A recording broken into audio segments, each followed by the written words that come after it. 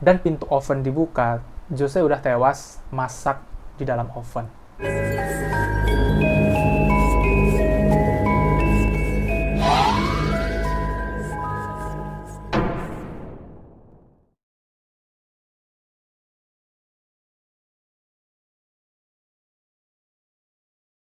Hey guys, welcome back to my channel. Nama aku Rio, and this is The Mir.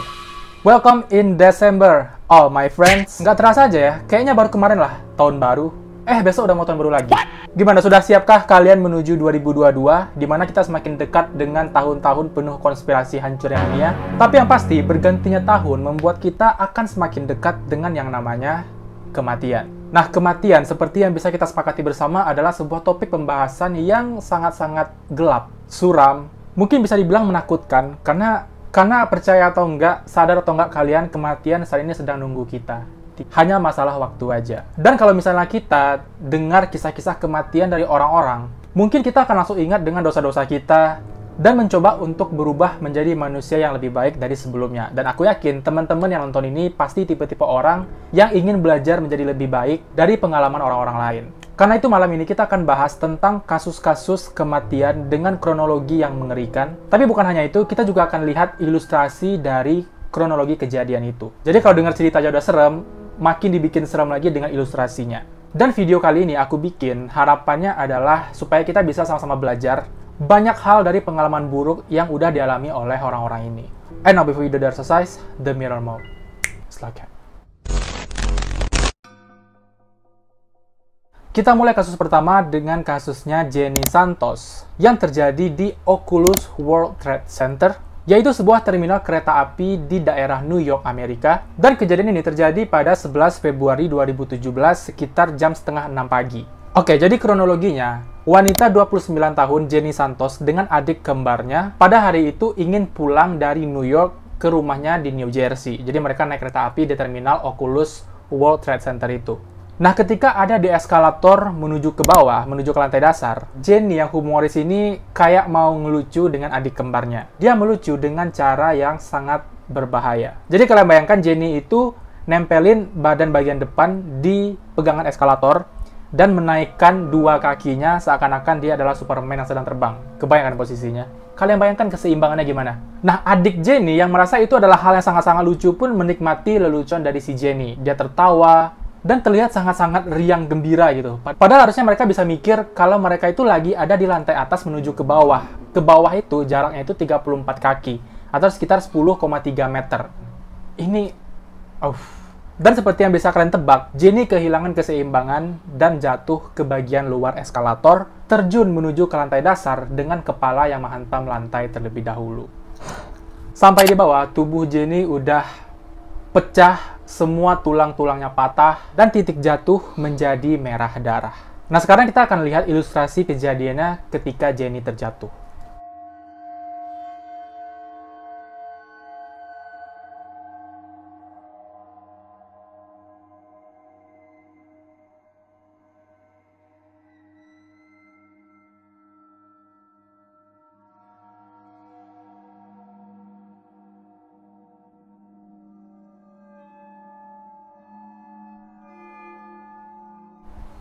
Tapi yang nggak bisa aku pahami adalah gimana caranya wanita 29 tahun itu nggak memikirkan resiko bahaya dari tindakan dia. Karena jelas-jelas dia ada di ketinggian 34 kaki, 10,3 meter. Dan dia melakukan sesuatu yang... Apakah ini akan terjadi ketika seseorang kebanyakan bercanda, sampai semua hal yang serius dan berbahaya bisa jadi lelucon untuk mereka? Coba apa yang bisa kita pelajari dari kasus Jenny Santos? Kasus kedua terjadi pada bulan Juni 2017, di mana seorang petani susu bernama Derek Mead yang berusia 70 tahun sedang membangun sebuah taman batu di pekarangan rumahnya. Di mana rumah Derek ini adalah wilayah peternakan di Hewish, dekat Weston-super-Mare di barat Inggris. Nah, pada hari kejadian itu, Derek dengan anjingnya yang berjenis Jack Russell naik traktor untuk menuju ke taman batu yang sedang dia kerjakan. Dan pada saat sampai di depan pagar menuju pekarangan itu, Derek menetralkan gigi traktornya dan dia turun untuk membuka pagar tanpa mematikan traktornya. Tapi Derek nggak pernah menyangka kalau anjingnya melompat ke kursi yang ada di traktor dan nggak sengaja mendorong tuas shuttle dan berjalan dengan sendirinya. Pada saat itu Derek juga nggak sadar kalau traktornya itu udah jalan menuju ke arah dia. Dan ketika Derek sadar nih traktornya dekat dengan dirinya, tapi sayang Derek nggak punya kesempatan untuk menyelamatkan diri, dan akhirnya Derek terhimpit antara pagar dengan traktor sampai membuat tulang belakangnya remuk dan patah. Kita lihat dulu ilustrasi kejadiannya.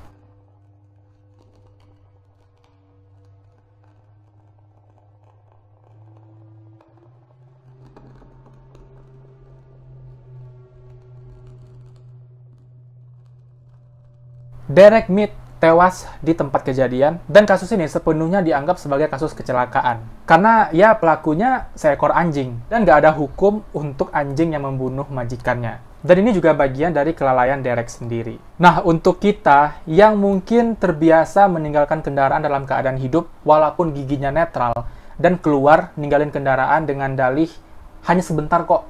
Coba, kita bisa belajar dari kisah ini, guys. Karena udah banyak kejadian yang kita lihat di video-video yang beredar di internet, di mana anak kayak ngejalanin kendaraan sendiri, yang akhirnya tabrakan. Atau mungkin sama kayak kejadian Derek, hewan yang menjalankan kendaraan kita sendiri. Jadi hati-hati aja. Next adalah kasus mengerikan yang menimpa seorang ibu berusia 46 tahun bernama Aura Garcia. Di mana ibu dua anak ini, di hari kejadian, dia pada saat itu jalan kaki menyeberangi jembatan Meridian Street yang menghubungkan daerah Chelsea dengan Boston Timur. Nah, jembatan Meridian ini adalah jembatan yang bisa terbelah. Kalian tahu kan? Jembatan yang ketika ada kapal mau lewat, dia bisa terbelah dan naik. Terus pas kapal udah lewat, dia bisa nutup lagi. Nah, pada hari itu, Aura Garcia ini ada janji ketemu dengan temannya untuk membicarakan masalah medis. Di mana temannya dan saksi mata ini bernama Waldina Gracia yang menunggu di sisi seberang jembatan di daerah Chelsea. Nah, saat ibu Aura ini melintasi jembatan, pada saat yang sama, sebuah kapal ingin lewat dan jembatan harus dibuka. Pada saat itu, operator yang bertugas di jembatan itu nggak tahu kalau ada ibu-ibu si Aura ini sedang lewat. Yang pasti, pada saat itu, operator ini langsung mengaktifkan jembatan untuk dibuka. Dan Aura yang pada saat itu tepat berada di titik belah jembatan, dia hampir jatuh ke laut, tapi dia berhasil berpegangan di bibir jembatan. Pada saat itu, Auria menjerit teriak-teriak minta tolong. Nah, Waldina dan si operator ini mendengar suara jeritan Aura, tapi mereka ini nggak bisa ngeliat sosok dari orang yang teriak itu. Yang pasti, operator punya insting kalau jembatan ini harus diturunkan kembali, agar nggak ada korban jiwa. Dan ketika jembatan diturunkan, Aura Garcia tewas terbelah jembatan. Kita lihat ilustrasi kejadiannya.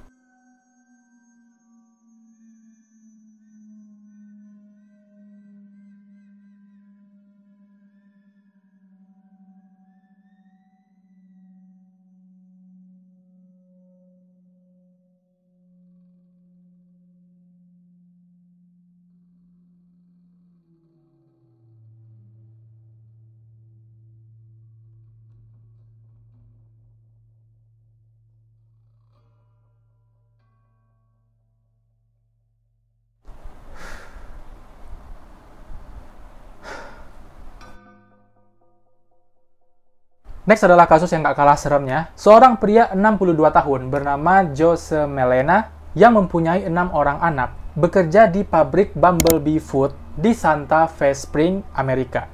Nah, pada bulan Oktober 2012, Jose Melena dapat shift pagi.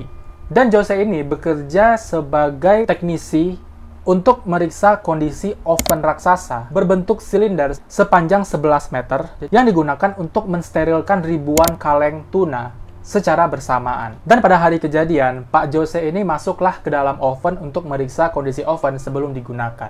Tapi rekan-rekan kerja Jose yang nggak tahu kalau Jose ini ada di dalam oven, langsung menutup pintu oven, menguncinya, dan menghidupkan oven dengan suhu setinggi 270 derajat Fahrenheit. Pada saat itu, rekan-rekan kerja Jose menyadari kehilangan Jose, dan mereka semua tuh nyari di seluruh pabrik. Bahkan sampai ke tempat parkir mereka nyari, tapi Jose ini nggak ketemu-ketemu. Dan ternyata ketika proses pemanasan kaleng itu selesai dan pintu oven dibuka, Jose udah tewas masak di dalam oven.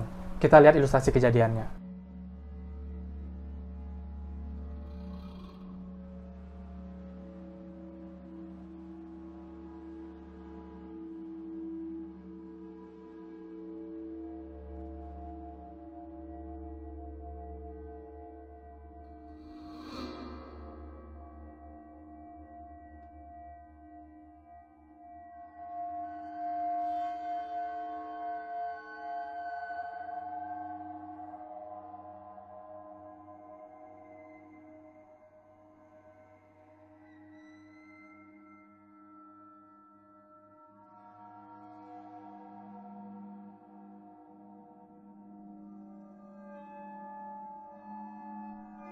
Karena kasus ini, pemerintah sangat menyayangkan tentang prosedur safety dari Bumblebee Food. Bumblebee Food bersedia membayar 6 juta dolar karena dengan sengaja melanggar aturan keselamatan pekerja. Dan hal ini disampaikan oleh kantor kejaksaan Los Angeles. Perusahaan juga akan membayar 3 juta dolar untuk mengganti oven yang terbilang usang dan hampir rusak, dan menggantinya menjadi oven baru sehingga nggak ada satupun pekerja yang harus masuk ke dalam oven itu lagi. Bumblebee juga akan membayar ganti rugi sebesar 1,5 juta dolar kepada keluarga Jose Melena, dan mereka juga harus membayar dana penegakan lingkungan dari jaksa wilayah yang harus dibayar sebesar 750.000 dolar. Dan perusahaan juga harus membayar 750.000 dolar dalam kombinasi denda, penalti, dan biaya pengadilan lainnya. Tapi meskipun jumlah ganti ruginya sangat mahal, kasus ini bukan lagi tentang uang, tapi tentang nyawa karyawan.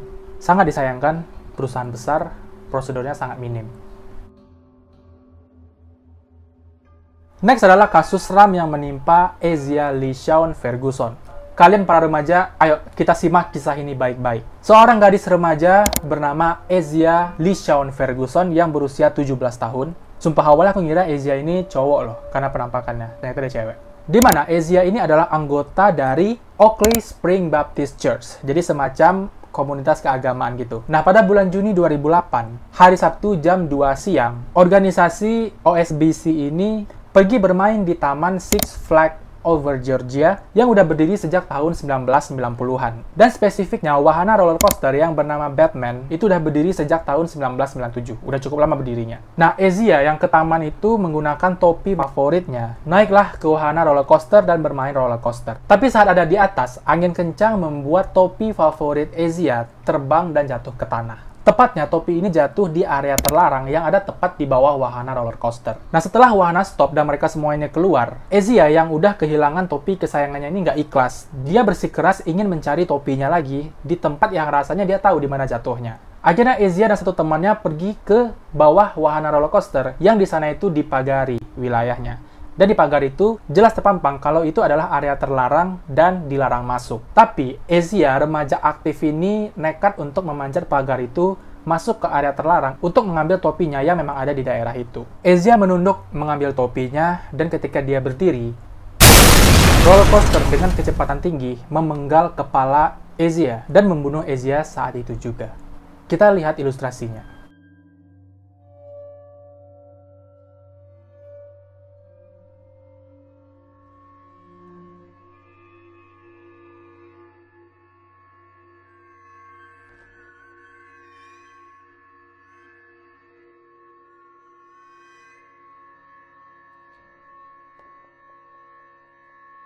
Ya, bisa dikatakan meskipun taman hiburan, taman bermain, taman safari itu merupakan tempat untuk bersenang-senang, liburan, bisa menjadi neraka untuk mereka yang lalai dan dengan sengaja melanggar aturan yang udah ditetapkan di tempat itu. Oke, aku harap kita bisa belajar dari kasus ini, khususnya teman-teman yang sangat aktif di usianya. Jangan sampai kita mengabaikan hal-hal yang membahayakan diri kita hanya untuk sesuatu yang kita inginkan.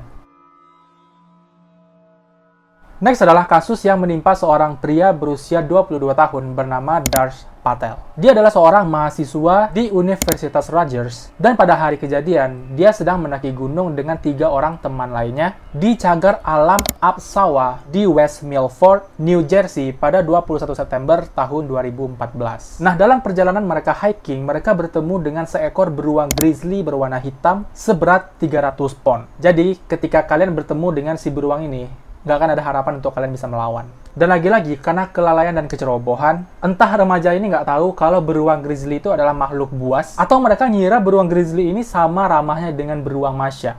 I don't know. Darsh Patel saat melihat beruang di depannya sejauh 100 kaki, dia bukannya berlari menyelamatkan diri, tapi justru membuka kamera handphone dan memotret si beruang itu. Beruang yang berjalan semakin dekat ke arah dia, masih juga dia foto, bukannya lari. Sementara teman-teman yang lain udah memaksa Patel untuk lari dan menyelamatkan diri. Sampai ketika beruang ada di jarak 15 kaki di depannya, jadi sekitar 6 meter aja guys. Patel baru berbalik dan lari. Udah kebayang apa yang terjadi? Iya, si beruang berhasil menangkap Patel dan langsung mencabik-cabik tubuh Patel hingga dia tewas. Kita lihat dulu ilustrasi kejadiannya.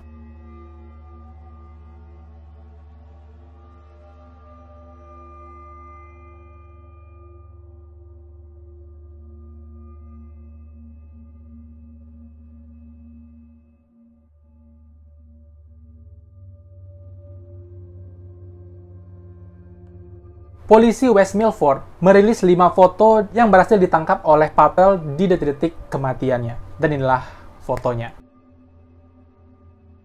Setelah 2 jam pencarian Patel yang menghilang, karena waktu itu ketika beruang udah dekat, mereka semua ini larinya itu mencar dan berpisah satu sama lain. Dan untuk mencari Patel membutuhkan waktu 2 jam oleh polisi. Nah, saat polisi menemukan Patel, si beruang masih ada di dekat si Patel, di mana beruang ini udah menelan beberapa bagian tubuh Patel, dan pakaian Patel ini udah tercabik-cabik berserakan di TKP. Nah, polisi karena ingin membawa jasad Patel, sedangkan beruang masih ada di sana, dengan terpaksa menembak beruang itu sampai tewas. Polisi juga mengamankan handphone milik Patel yang ada bekas gigitan beruang itu. Dan sampai saat ini, Patel adalah satu-satunya orang yang diketahui meninggal karena serangan beruang di daerah New Jersey. Dan inilah contoh kasus nyata munculnya korban karena lebih mementingkan konten daripada nyawanya. Dan kasus terakhir adalah kasus yang menimpa seorang remaja 18 tahun bernama Mark Blackwood. Dibilang remaja, tapi fotonya kayak udah berumur ya. Dimana Mark Blackwood ini adalah petugas baru di wahana roller coaster bernama The Red. Wahana lagi nih. Di taman hiburan Castle Loudon di Inggris. Dimana dia harus tewas terlempar dari roller coaster, bukan sebagai penumpang, tapi sebagai petugas. Jadi pada hari itu, 16 Juli 2007, adalah hari pertama Mark bekerja setelah hari sebelumnya, tanggal 15, dia melakukan pelatihan. Dan di hari pertama kerja ini, Mark harus berhadapan dengan masalah ketika kereta roller coaster menyangkut di atas trek. Jadi dia nyangkutnya itu bukan ketika mau berangkat guys, tapi ketika udah nyampe di atas langit lah gitu, di wahana bagian atas. Dan Mark ngomong sama rekannya, nanya, itu gimana solusinya ngadapi masalah itu? Dan si rekan Mark mengatakan kalau Mark harus memanjat dan mendorong kereta itu agar bisa jalan lagi. Naik ke atas, manjat, dan dorong kereta. Yang gila siapa coba? Kedengaran nggak masuk akal, tapi itulah yang terjadi pada kasus ini. Jadi Mark ini manjat ke trek itu, dan Mark yang berpijak di besi-besi trek itu mendorong kereta yang nggak tahu apakah itu berat atau ringan. Dan dari ilustrasinya, kereta itu diisi oleh 2 orang. Tapi naasnya, ketika kereta itu berhasil didorong dan kembali jalan, Mark yang pada saat itu masih berpegangan di kereta, nggak bisa melepaskan pegangannya karena dia mikir dia bakal jatuh kalau dia ngelepasin. Akhirnya dia ngikut aja dengan kereta yang kembali jalan. Tapi tetap aja, Mark nggak selamat karena ketika kereta berputar treknya, pegangan Mark terlepas dan dia terlempar ke tanah. Mark jatuh di tanah dengan luka yang sangat-sangat parah. Dan akhirnya dinyatakan meninggal dunia ketika sampai di rumah sakit untuk penanganan. Nah, kita lihat dulu ilustrasi kejadiannya ketika Mark terjatuh.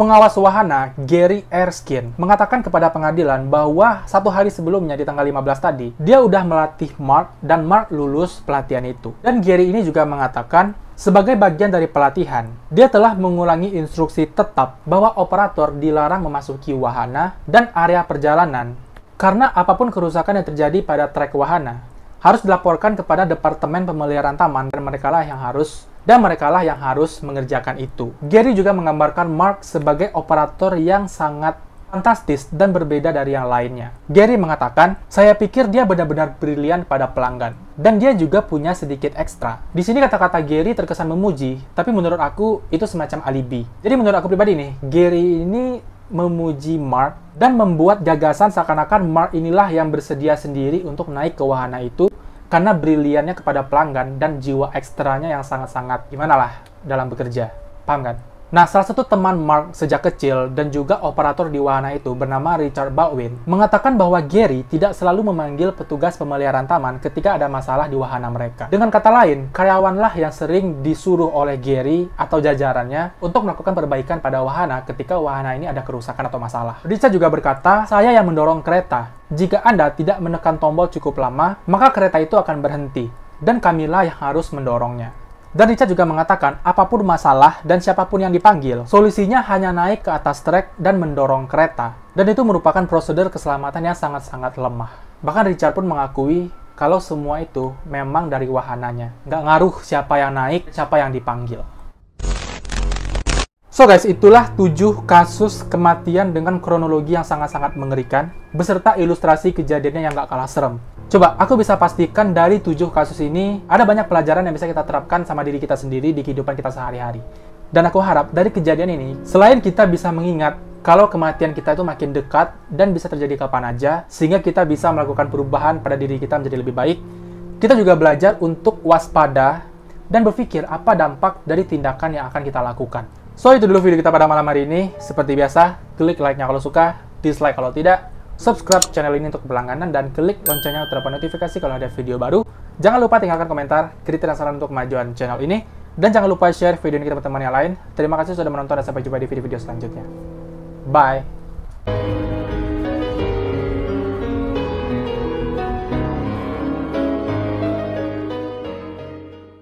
Di mana dia harus tewas terlempar.